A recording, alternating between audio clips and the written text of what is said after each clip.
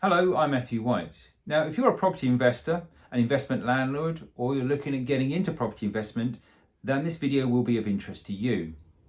Today, I'd like to share a story with you that carries a word of caution, and that caution relates to EPCs, Energy Performance Certificates, and specifically MEES, the Minimum Energy Efficiency Standards. Now, MEES sets out a minimum requirement for a property to have an energy performance rating of an E in order that it can be lawfully let. Now, I work with a number of investors at any one time, trying to source them the right properties to buy to add to their portfolios, and also with brand new investors coming into the market looking to start a portfolio and buying the right property again. Now, part of that process is for me to carry out a property compliance check, and equally, if the property is tenanted, then a tenancy compliance check as well. Now, the story I'd like to share with you relates to a property that I was looking at for one of my investment landlords.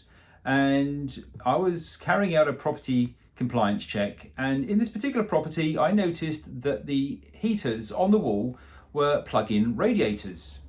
Now, I checked with the seller to see whether or not he had an off-peak supply into his property, to see whether or not they were using direct electricity or cheap rate tariff electricity on an off-peak supply, and equally the same for the hot water heating as well. Now, the seller in this instance confirmed to me that no, the property was not connected to an off-peak supply, and therefore the radiators and the immersion heater were using a direct rate of electricity when heating the radiators and heating the hot water. Now, this flagged a concern with me, and my experience told me that that source of heating and that source of water heating could impact on the lawful minimum rating of an E for an EPC. Now, I checked the EPC and the performance measures of that property in terms of heating and also hot water heating were found to be incorrect. The EPC that was lodged stated that the source of heating was electric storage heating and that the water heating was an off-peak supply. Now, the seller had already confirmed to me that there was no off-peak supply connected to that property. So the radiators and the hot water were using a direct feed of electricity at the maximum rate payable rather than an off-peak cheaper rate. The EPC, stating these measures of heating and hot water heating, returned a rating of a D, which on the face of it makes that property lawfully lettable under the EPC and MEES regulations. However, I questioned whether this EPC was correct. How could it be? I'd already checked with the seller, there was no off-peak supply, the radiators in the property could not be storage heaters, and the immersion could not be heated by an off-peak supply. So, working with the client, we engaged an energy assessor to reassess the property for EPC.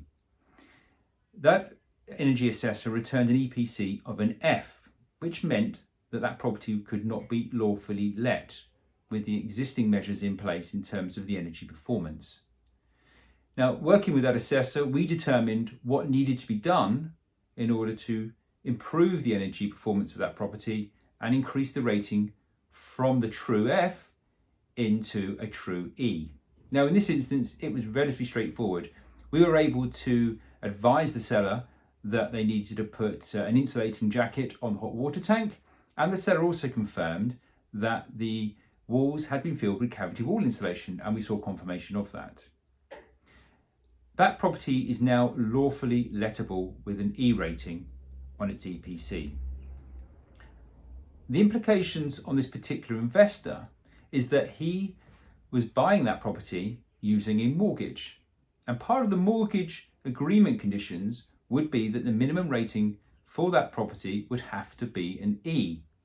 If that client had continued to buy that property as it stood with its energy performance rating incorrectly set as a D, when it should have actually been an F because the heating measures and the hot water heating measures had been incorrectly submitted on the EPC, that client would have been in breach of his mortgage agreement.